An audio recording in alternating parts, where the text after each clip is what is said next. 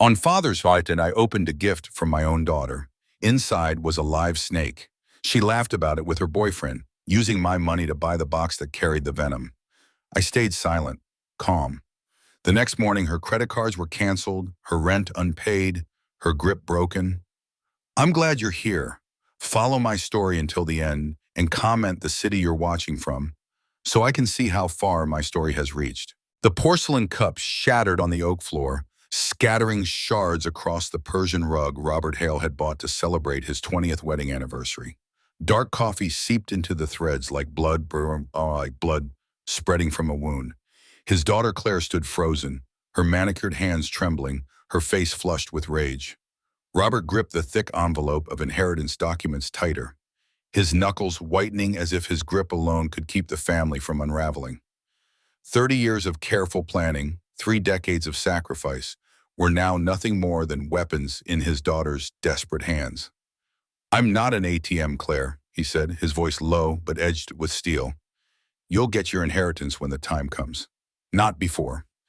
Eric Collins, his son-in-law, leaned back deeper into the leather sofa as if it were his throne, a smirk tugging at his lips. "Come on, Rob, she's your only daughter. What's a few $1,000s to help us out?" Robert's jaw tightened. "A few thousand? Last month it was your gambling debts. Before that, her shopping spree. The requests never stop, Eric. They only grow." Eric spread his hands as if the problem were trivial, as though years of reckless indulgence were nothing more than spilled milk. Claire spun toward her father, eyes blazing. "You sit on hundreds of thousands while we drown in debt," she shouted.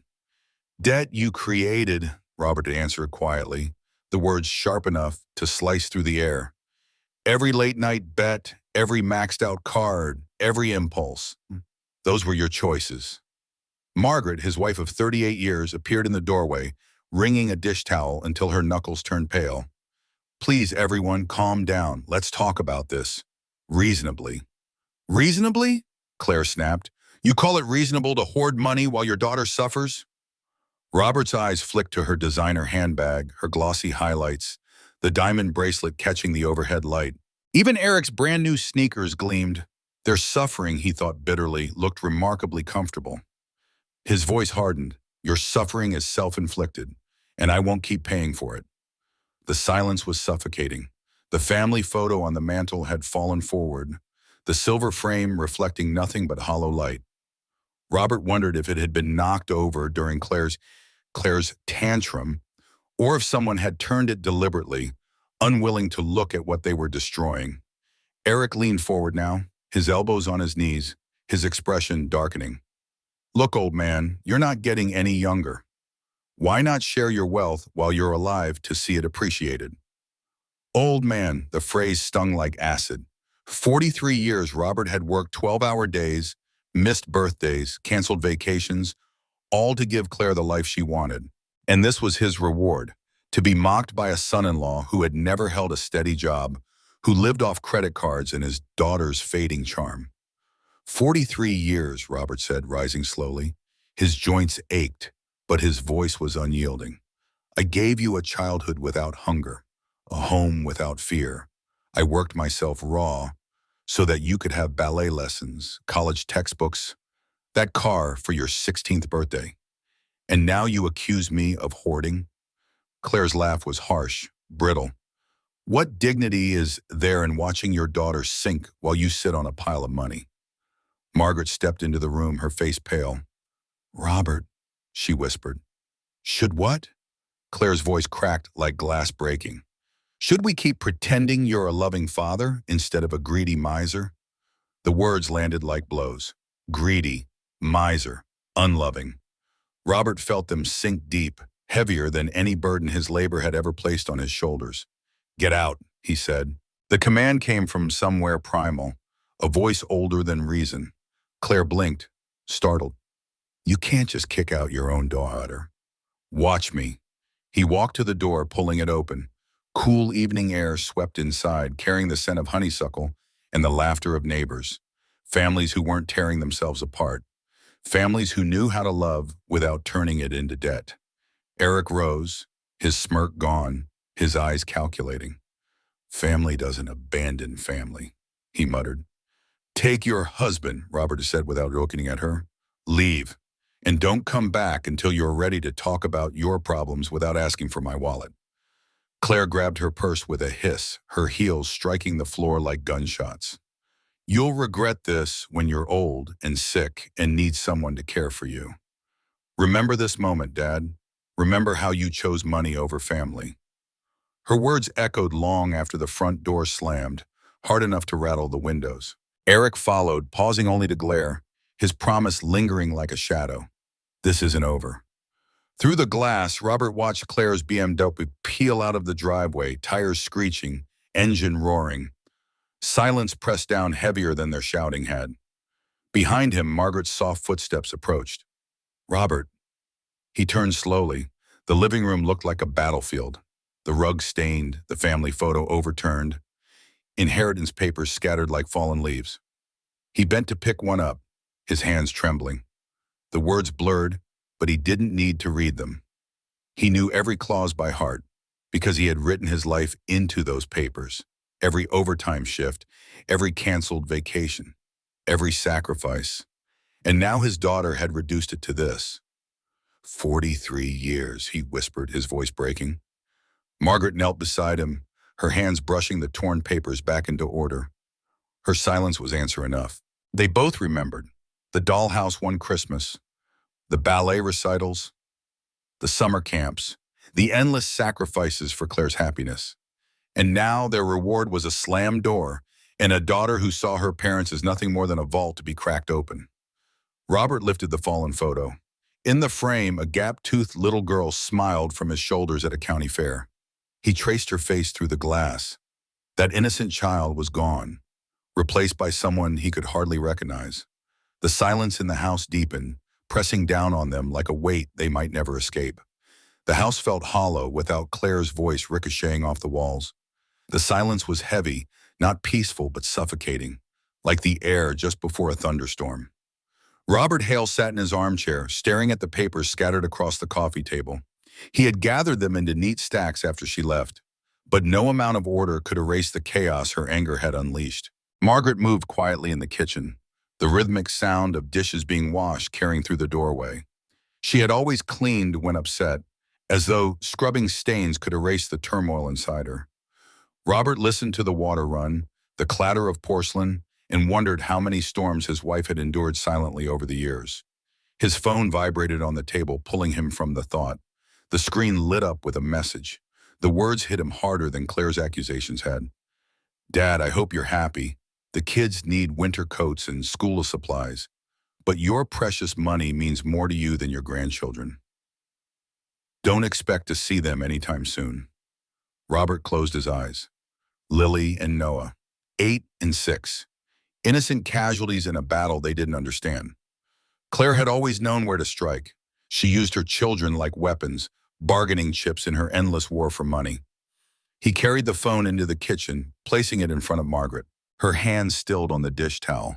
She wouldn't, she whispered, her voice trembling. She wouldn't keep them from us. She would, Robert said. His tone was flat, without hesitation. She's done it before. A week here, 2 weeks there. Every time we refused her demands. Margaret's eyes shone with grief. But there are grandchildren. Robert's hand tightened around the edge of the counter. And I won't let her teach them that love is a transaction. I won't be blackmailed with their innocence.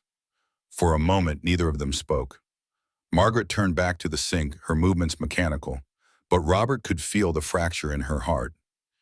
He had always admired her softness, her unshakable belief that family could be healed. But tonight, even she seemed to understand something fundamental had broken. The week that followed was a blur of quiet routine, each day an echo of the one before. Robert read the paper on the porch every morning, holding his coffee until it went cold. Margaret tended her garden, trimming herbs that had once flavored meals shared with their daughter and grandchildren. They spoke of ordinary things, the weather, the neighbors, the newspaper headlines, while carefully avoiding Claire's name, as if silence could dull the ache. But the absence was unnatural. For 3 years, Claire's crises had been constant. A missed payment here, a medical emergency there, frantic calls and desperate texts that always ended in checks, written under the guise of love. Now there was nothing, not a single message, not a single call. The void was deliberate, calculated. On Sunday morning, Father's Day, Robert sat on the porch with the newspaper folded neatly in his lap. The Hendersons across the street were loading their SUV for a family outing. Their children's laughter carried through the air, bright and unburdened. The Patel family was already in their garden, calling to one another cheerfully as they worked. Normal families living ordinary lives. The rumble of a truck pulled Robert's attention to the street. A brown delivery van slowed to a stop in front of his house. Strange. He wasn't expecting anything, and Sunday deliveries were rare. The driver stepped out, clipboard in hand, and pulled a medium-sized box from the back. "Robert Hale?" Robert rose slowly. "That's me." "Happy Father's Day," the driver said with a smile, handing over the box and the electronic screen for his signature. "Somebody must think highly of you to pay extra for Sunday delivery." Robert signed his name and watched the van roll away. The package felt light, not more than a couple of pounds, roughly the size of a shoebox, plain brown cardboard. No return address, just a generic shipping label. "Who's it from?" Margaret called from the kitchen doorway, drying her hands on a towel. "No idea," Robert replied, carrying it inside. He set it on the coffee table, the same place the inheritance documents had lain scattered days before. Margaret approached, frowning. She leaned closer, studying the box with the same methodical attention she gave to crossword puzzles. Her finger traced a line along the cardboard, stopping at a small puncture. Then another, tiny holes evenly spaced, almost invisible unless you looked closely. Her breath caught. "Robert," she said, her voice barely above a whisper, "don't open it." He frowned. "Why not?" "Can't you see?" She pointed at the punctures. "They're breathing holes." The words struck like a chill running through his veins. Now that she had pointed them out, he saw them clearly. Dozens of pin-sized openings along the edges of the box. Holes made deliberately, holes for something alive. "Breathing holes," Robert repeated, his throat tight. The two of them stood frozen, staring at the innocent-looking package as if it might shift on its own. The morning sunlight streaming through the windows suddenly felt cold, the suburban quiet suddenly sinister. From inside the box came a faint rustling sound. Robert's body stiffened. Margaret's hands shot out, gripping his arms so tightly her nails pressed into his skin. "Did you hear that?" she breathed. He nodded, though his mouth had gone dry. The sound stopped, leaving the silence even heavier. Then it came again, a distinct hiss, low but unmistakable. Margaret backed away from the table, her face pale. "Call someone. Call now." Robert's hands trembled as he pulled out his phone, the numbers blurring as he dialed. His voice quivered when the dispatcher answered. We have a suspicious package. Something alive is inside." The box hissed again, louder this time, as though whatever lurked within had awakened. Robert stared at it, his heart hammering against his ribs. Whoever had sent this knew their address, their routines, their vulnerabilities. And he already feared he knew who it was.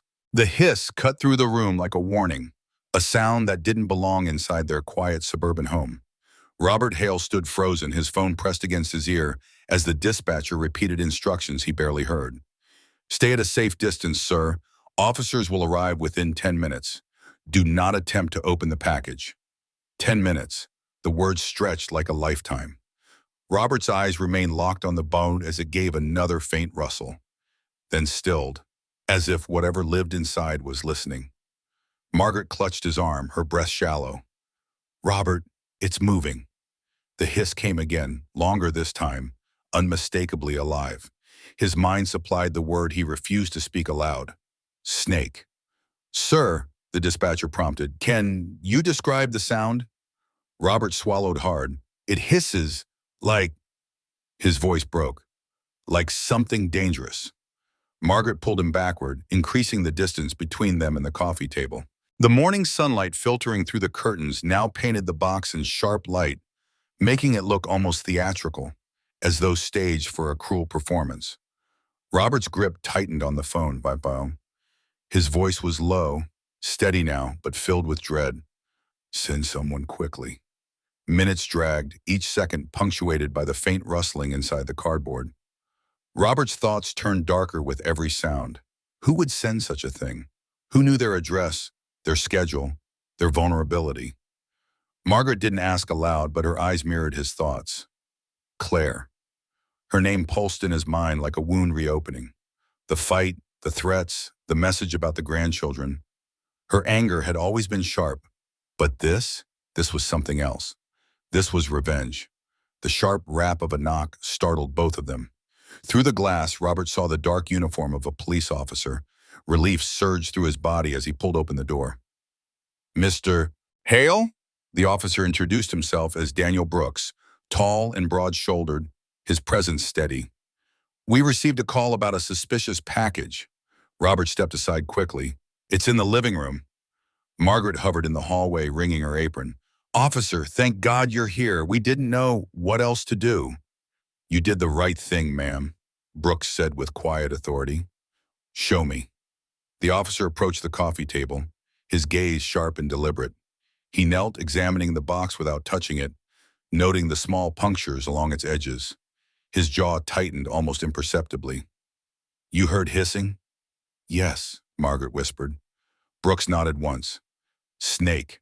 Most likely non-venomous, but we treat every case with caution. He lifted his radio.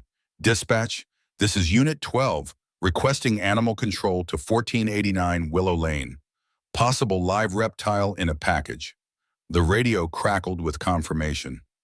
Robert's stomach sank. Hearing it named, spoken aloud, turned suspicion into reality.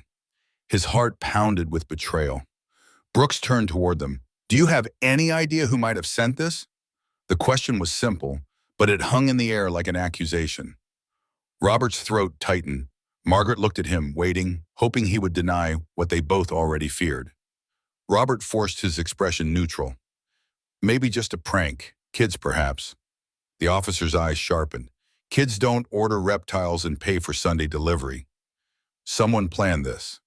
Someone with motive. The memory struck Robert like lightning, a line item on last month's credit card statement.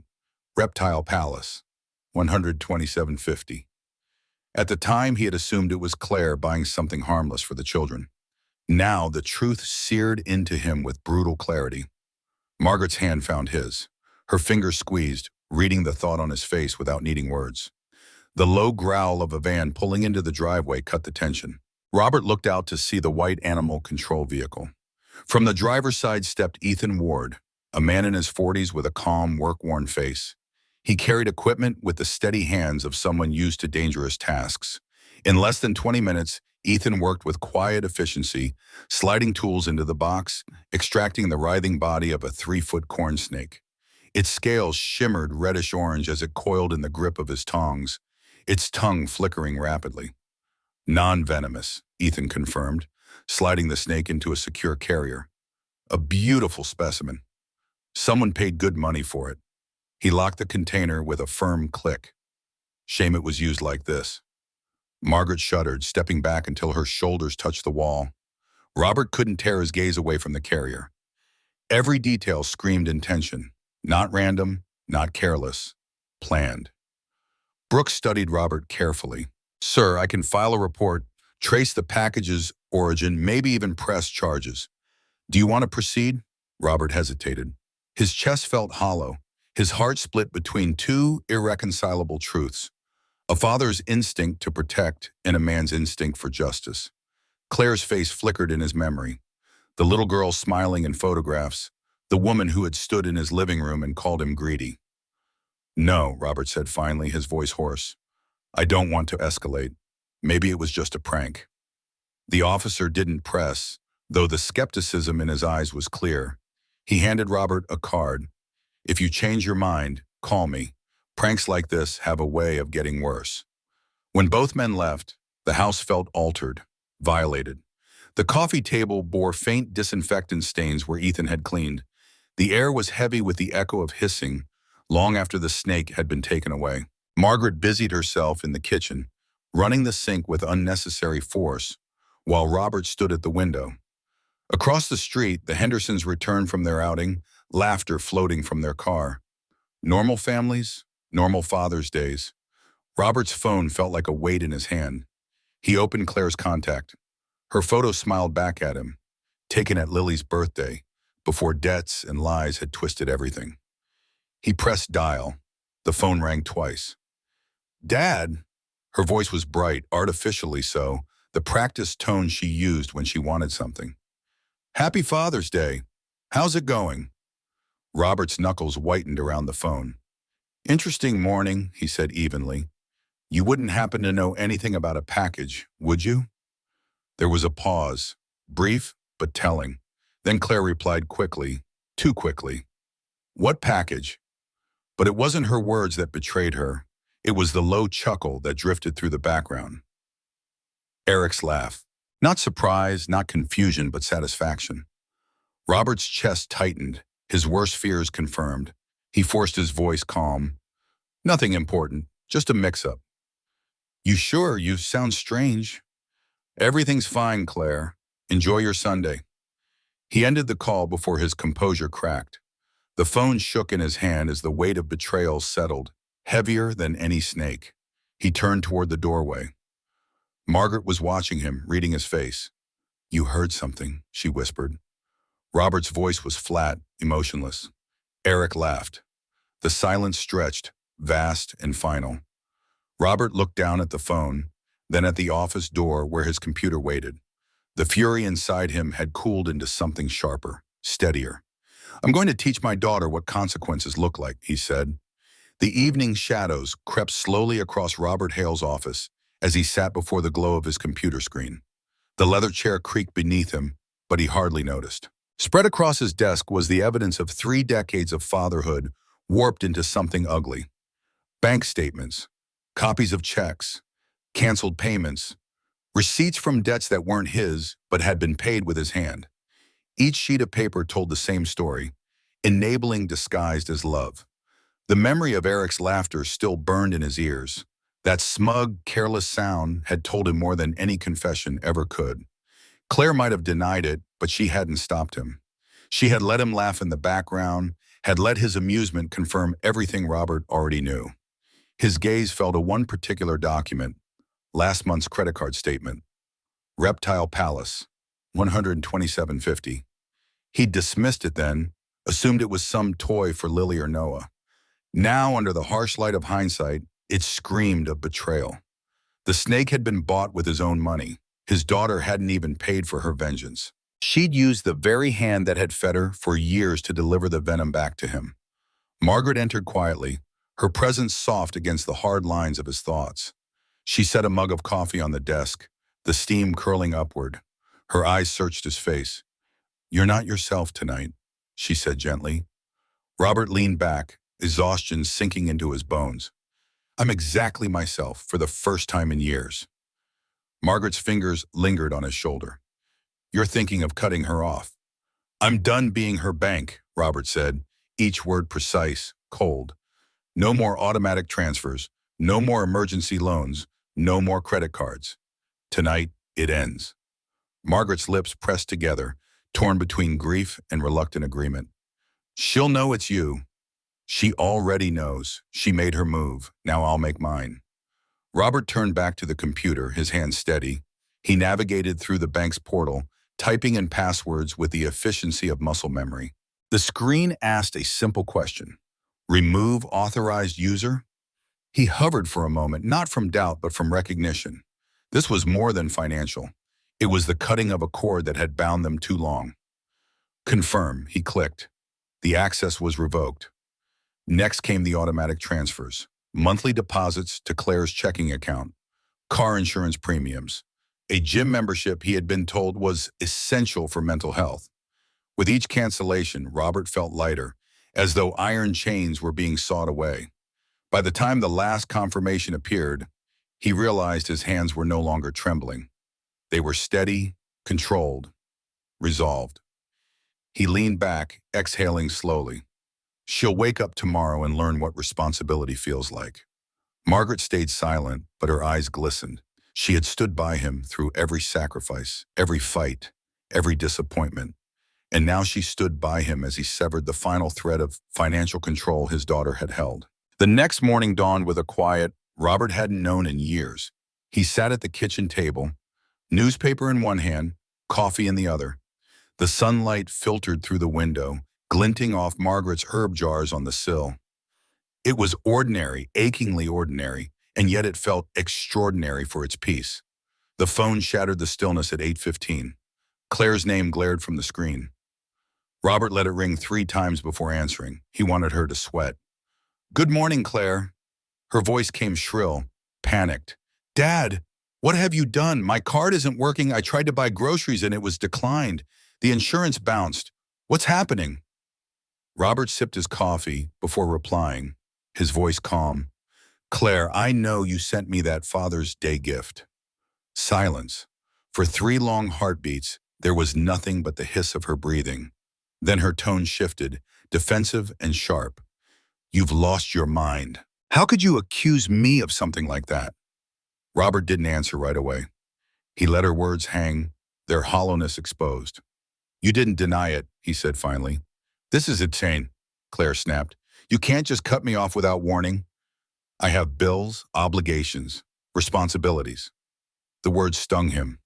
Responsibilities. The irony was cruel. He placed his cup down carefully, speaking with deliberate precision. "Responsibilities you created, choices you made. They are yours to bear now." Her voice broke into a plea. "Dad, please. You don't understand. Eric and I are struggling. The rent, the car payment." "The car payment I've been covering for 2 years," Robert interrupted. "The rent I've been paying every month. Perhaps it's time you learn what actual responsibility means." There was a pause. Then her voice rose like a cornered animal. "Fine. You want to play games? Don't expect to see Lily and Noah again. They won't even remember you by the time I'm done." Robert's voice cut through her threat, calm and final. "Those threats stopped working yesterday." The silence on the line was thick, her rapid breathing the only sound. He could almost hear her recalculating, shuffling through manipulation tactics. She tried again, softer now. "I can't believe you're doing this to me. I'm your daughter. I'm struggling. And instead of helping, you punish me for something I didn't even do." Robert's chest tightened, but his voice didn't waver. "Your struggle is not my responsibility. Your choices sent that package, and your choices will determine what happens next." Her mask slipped. Rage seeped through. "You're being ridiculous. One little prank and you lose your mind." There it was. Not denial, not confusion. A confession disguised as dismissal. Robert felt the weight lift. A prank involving a live snake isn't little, and a father refusing to fund 30 years of irresponsibility isn't losing his mind. It's finding it. Her tone turned icy, each word laced with venom. "This isn't over, old man. You think money gives you power? We'll see about that." The line went dead. Robert set the phone down carefully, the morning sun still glinting through the window, the coffee still warm. Margaret watched him, her eyes wide with admiration and fear. "She'll come here," Margaret said softly. Robert nodded. "With Eric." Margaret's voice trembled, but her resolve matched his. "Are you ready for that?" Robert looked toward the front door, the threshold where his daughter would inevitably stand. His heart was steady now, his voice calm. "Yes, I am." The knock at the door rattled the glass panes before the bell rang again, sharp and demanding.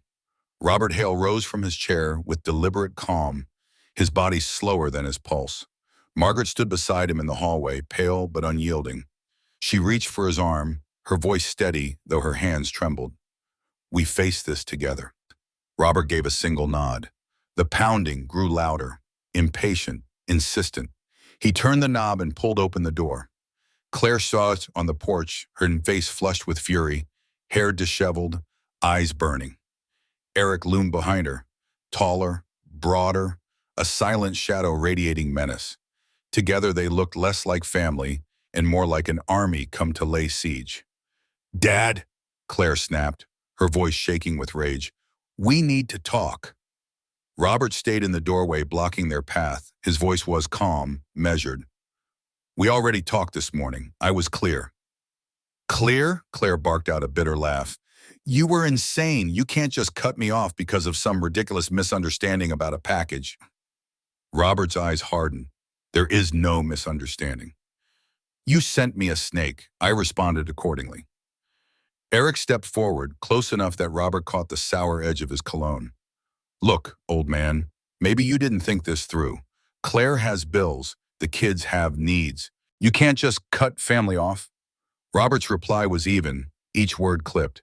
Kids whose mother uses them as weapons whenever she doesn't get her way. That isn't need, Eric. That's manipulation. Claire's voice cracked, shrill with desperation. Fine. You want to play hardball? You'll never see Lily and Noah again. They'll grow up knowing their grandfather chose money over family.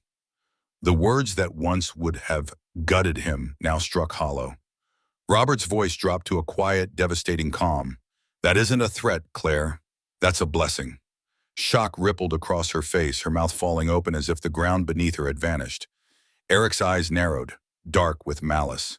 You can't mean that, Claire stammered, fury and disbelief tangling in her throat. Robert's gaze was steady, merciless. If you're the kind of mother who teaches her children that love is a currency, then it's better they don't learn that lesson under my roof. Eric shoved closer, his chest nearly touching Robert's. His voice dropped to a low growl. We know where you live. We know your routines, your schedule. Maybe you should reconsider before you make life harder than it needs to be. Margaret's breath caught, but Robert didn't flinch. Are you threatening me? Eric sneered. I'm saying family relationships work both ways. You cut us off, don't expect us to disappear quietly. Actually, Robert said, his voice like steel, that's exactly what I expect. And if you don't, then this becomes a matter for the police, not family. Claire's eyes flashed with venom. She grabbed Eric's arm, trying to hold him back, but her own fury erupted. You think you can win? You think cutting me out makes you strong? You'll regret this, Dad. Family doesn't abandon family. There are already consequences, Claire, Robert said, his tone final. You're living them right now. The three of them stood locked in silence, the summer air heavy around them. For the first time, Robert saw it dawn in his daughter's eyes. She could no longer break him. Without another word, Claire spun on her heel, storming toward the car. Eric lingered a moment longer, his glare smoldering, before following.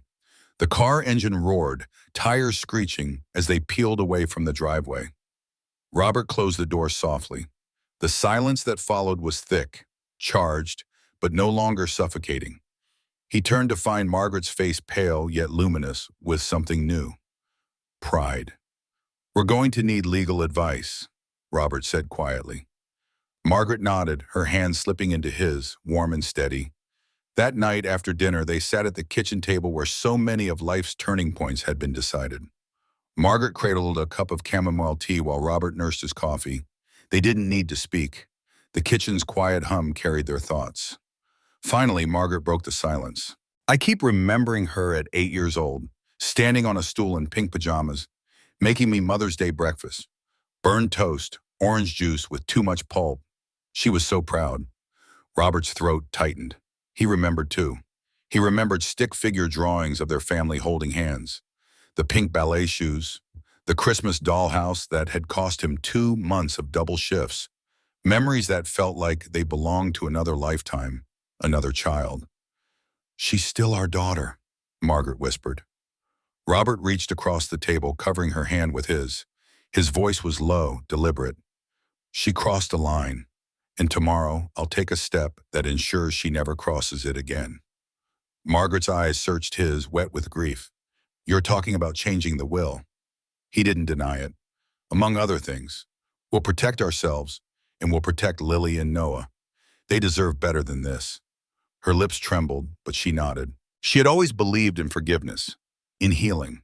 But tonight, even she saw the truth. Some wounds only healed when you stopped letting them reopen. Robert finished his coffee, the bitter taste grounding him. He looked toward the darkened window, the reflection of their kitchen faint in the glass. Tomorrow morning, he said, I'll make it final. The words settled between them like the closing of a door, irreversible and absolute. The granite building downtown reflected the pale morning light as Robert Hale stepped through its revolving doors, a manila folder tucked under his arm.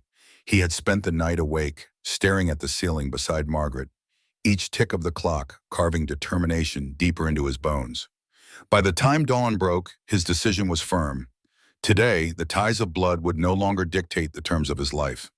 Linda Foster's office occupied the third floor, walls lined with thick legal volumes that smelled faintly of old paper and permanence. Robert had known her for years. She had managed their wills, retirement accounts, and Margaret's mother's estate. She greeted him with a professional warmth, her reading glasses perched low on her nose.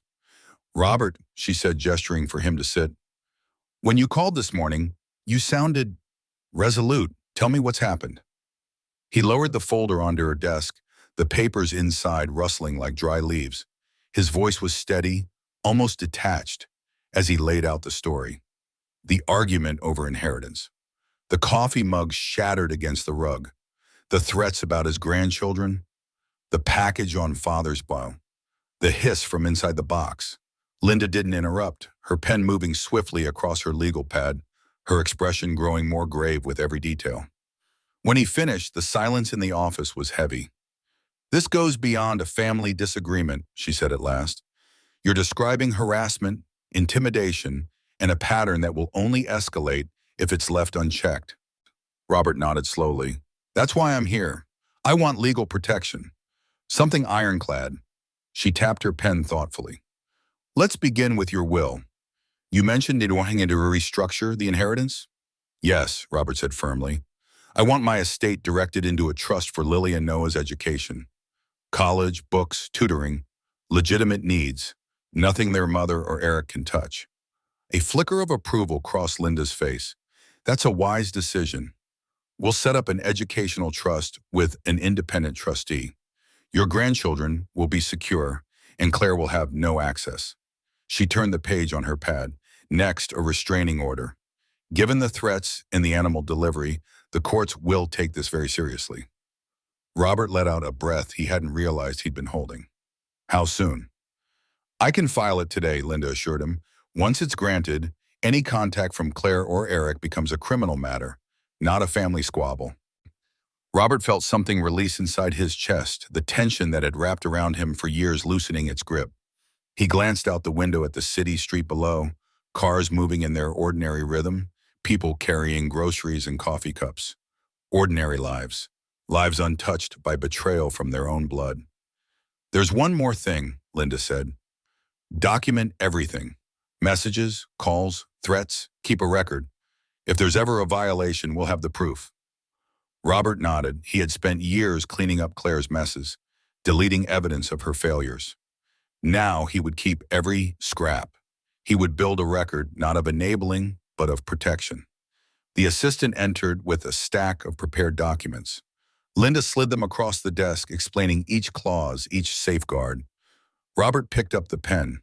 For years, his signature had been the solution to Claire's crises, ink on a check that bought temporary peace. Today, his signature meant the opposite: finality, boundaries, consequences. He signed. Page after page, the weight shifted off his shoulders and onto the laws. Linda gathered the documents with practiced efficiency. The will modifications will be finalized within the week. The restraining order should be approved by the end of the day. By tomorrow, Claire and Eric will be served. Robert stood, the manila folder now empty beneath his arm. He extended his hand. Linda clasped it firmly. "You've made the right choice," she said. "Your safety and your wife's comes first." When he left the office, the sun had shifted higher in the sky. He walked through the city with a clarity he hadn't felt in decades. No more checks written under duress. No more apologies offered in fear. No more being held hostage by his daughter's rage. Back home, Margaret was waiting at the kitchen table, her tea steaming gently. She looked up, her eyes searching his face. "Well?" she asked softly. "It's done," Robert said. "By tomorrow, it will all be official." She exhaled, relief and sorrow tangled together. She reached for his hand, her thumb brushing the back of it as she had done for nearly 40 years. "And if she finds out?" "She will," Robert said. "But by then her anger won't touch us. Not anymore." Margaret nodded, her eyes glistening. She lifted her tea, staring into the steam as if it could reveal the daughter she remembered. The one in pink pajamas, the one who drew stick figures of their family. But that child was gone, replaced by a woman who mailed venom to her parents' doorstep. "I hate that it's come to this," she whispered. "So do I," Robert said, his voice low. "But I won't let her destroy the life we've built. Not anymore." Outside the window, the evening descended over the neighborhood. The Henderson children rode their bikes along the sidewalk. Mrs. Patterson watered her flowers. The world moved on, peaceful, unbroken. Robert watched it, his chest rising with a steady breath. For the first time in decades, the storm in his family was not his to weather. It belonged to the law now. That night, he and Margaret lay side by side in bed. Her head rested against his shoulder, her breath soft against his chest. For the first time in years, Robert closed his eyes without wondering what crisis tomorrow would bring. Tomorrow, the law would speak for him. And tomorrow, Claire would discover that the father she thought she controlled had finally, irrevocably, said no. The scream of tires shattered the quiet street long before the headlights cut across the Hale driveway. Robert was already standing by the window, a chill crawling through him as the familiar black sedan lurched to a stop. The hour was late, the kind of hour when neighbors pretended not to notice, when shadows concealed what daylight would condemn. Margaret stirred behind him, her robe pulled tight against her shoulders. "She's here," she whispered, voice brittle with dread. Robert's jaw tightened. "I knew she would come." The car doors slammed, echoing like gunshots in the night. Claire's voice rang out, shrill and unrestrained, her rage spilling into the suburban stillness. Eric's heavier tone followed, steady and dangerous, like a man certain of the power he held. "Dad!" Claire's shout cut through the dark. "Come outside! Right now!" Robert didn't move. His hands gripped the window frame, knuckles white, but his eyes were calm. He had waited for this moment, prepared for it in silence. Tonight would not end in fear. Margaret touched his arm. "Robert, please, what if they—" "Trust me," he said, voice low but unyielding. "This ends tonight." He opened the front door, stepping into the cool night air. The porch light threw his figure into sharp relief, casting long shadows across the driveway where Claire and Eric stood. Her face was twisted with fury, eyes glistening with something feral. Eric's hands were shoved into his pockets, his smirk a weapon in itself. "You think you can humiliate me?" Claire spat, her voice trembling with rage. "You cut me off, you sick the courts on me, and you think you're still my father?" Robert's voice was calm, measured, his tone slicing through her hysteria. "I think I stopped being your enabler. There's a difference." Eric stepped forward, shoulders broad, menace radiating. "Old man, you don't get it. You made this a war, and in wars people get hurt."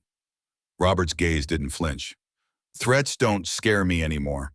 I've documented everything. The package, the threats, the calls. The law is watching now."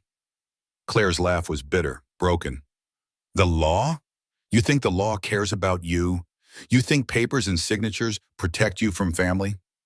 Robert's eyes narrowed. Family doesn't send snakes in boxes. Family doesn't laugh while their children are used as bargaining chips. Whatever you are now, Claire, you stopped being my daughter the day you decided cruelty was power. Her breath hitched, but her fury only deepened. "You're dead to me," she screamed, her voice cracking into the night. Robert's reply was steady, cold as stone. "Then consider this the funeral." For a moment, silence reigned. Even the cicadas seemed to hush. Claire's face contorted with disbelief. A child unprepared to hear the final words she couldn't twist to her advantage. Eric shifted beside her, his smirk faltering as he realized Robert meant every word. Margaret's voice broke the silence from behind. "Go home, Claire. Go before you destroy what little humanity you have left." Claire turned, her eyes brimming, but they weren't tears of grief.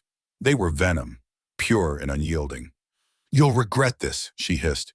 "Both of you." Eric tugged at her arm, pulling her toward the car. She resisted for a heartbeat, her glare drilling into Robert like a final curse, before finally sliding into the passenger seat. The sedan roared to life, peeling away into the night, its red taillights shrinking into darkness. Robert stood rooted on the porch, the cool air biting against his skin. Margaret slipped her hand into his, her touch trembling, yet resolute. Together they watched the night return to silence, though it wasn't the peace they had once known. "Do you think it's over?" Margaret asked softly. Robert shook his head. "No, but she knows now. She knows I won't bend." Margaret's grip tightened. "And if she comes back?" His voice was steady, his eyes hard. "Then she'll find out just how far I'll go to protect us." Inside the house, Robert sat at the kitchen table, the lamp casting a warm pool of light. He opened the notebook Linda had advised him to keep, writing down every detail, the time, the words, the threats. His handwriting was precise, deliberate, as though carving permanence into paper.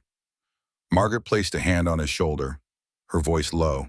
"You think people will understand?" Robert didn't look up. "They don't need to understand. They just need to know the truth. And someday Lily and Noah will read it. They'll see who was honest and who wasn't." He closed the notebook, the finality of the gesture echoing louder than any words. This wasn't the end. It was the last warning. And Robert knew when the next storm came, he would not face it as a father burdened by guilt, but as a man fortified by resolve. Morning light spilled into the Hale kitchen, soft and golden, but it did little to ease the weight pressing down on Robert's chest. He sat at the table with his coffee cooling untouched beside him, the notebook from the night before lying open, its ink still fresh. Margaret moved quietly around the room, the sound of dishes clinking muted, as though even the house itself was holding its breath after the storm that had passed through. Neither of them had slept. The images replayed endlessly. Claire's twisted face under the porch light, Eric's smirk, the fury in her words. Robert had faced many nights of conflict in his life, but last night carried a finality he had never felt before. He had spoken the words that severed them, words no father imagined he would ever say. Margaret set down her dish towel and lowered herself into the chair across from him. She studied his face for a long moment before speaking. "Do you regret it?" Robert shook his head slowly. "No, regret belongs to her, not me. I gave her every chance, Margaret, more than any father should. Last night wasn't cruelty, it was truth." Margaret's eyes glistened. "Truth hurts." "It does," he said quietly. "But lies rot everything they touch, and I won't let her rot what's left of us." He turned the notebook toward her. "This is our record now. If she comes again, we're ready. If the police need it, we'll hand it over. No more erasing, no more covering. Every word, every threat, it all stays." Margaret reached for his hand, squeezing it gently. Her strength had always been quiet but steady, the kind that could carry grief without letting it drown her. "Then we hold the line, together." The day unfolded in uneasy calm. Robert busied himself in the garden, pulling weeds, trimming back branches that hung too low over the fence. The sun warmed his back, the soil stained his hands, and for brief stretches he felt almost ordinary again. Across the street, the Hendersons played catch in their yard, laughter carrying faintly across the breeze. It reminded him of a time when his own daughter's laughter had filled the same air, long before money and resentment had hardened her voice. Margaret spent the afternoon writing letters to Lily and Noah, carefully worded, filled with love, but free of bitterness. She didn't know when or how the letters would reach them, but she wrote anyway, believing that one day truth had to find its way through the cracks of silence. As dusk fell, the phone rang. Robert froze when he saw the caller ID, a restricted number. He hesitated before answering, his voice steady, though his pulse surged. "Mr. Hale?"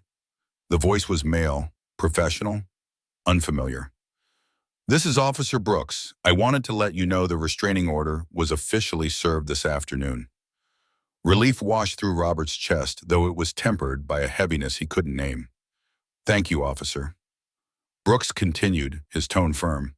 "They weren't pleased, but it's done. If they set foot on your property again, it's a criminal offense. You're protected." Protected, the word tasted strange. After years of being at the mercy of Claire's demands, Robert was shielded by something beyond himself. Still, protection didn't erase grief.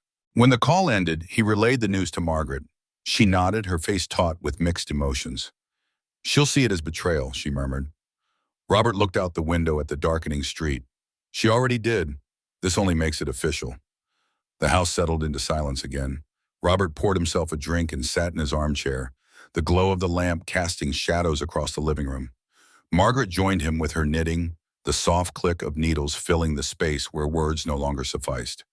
It was then, in the hush of evening, that Robert felt the weight of finality press against him. The law was in place, the inheritance rewritten, the lines drawn. There was no turning back, no undoing what had been spoken. He thought of Lily and Noah, innocent, unknowing, and prayed they would one day understand that his choices had not been born of cruelty, but of love strong enough to draw boundaries. Margaret glanced up from her knitting. "You look far away." Robert gave a faint smile. "I'm thinking of tomorrow, of how it feels to wake up knowing we're free." Her eyes softened. "Are we free, Robert?" He took a long breath, exhaling slowly. "As free as we can be, for now." Outside, night settled thick over the neighborhood.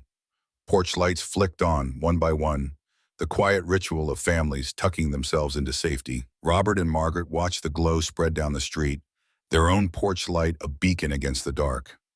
They didn't speak of Claire again that night. They didn't need to. The silence said enough. For the first time in years, Robert closed his eyes, not with dread of the next demand, but with the weary peace of a man who had chosen his final course. And in the quiet that followed, he knew the storm hadn't passed entirely, but its fiercest winds had already blown, and he was still standing. Rain hammered against the windows that night, each drop drumming like an echo of the chaos that had unfolded over the past weeks.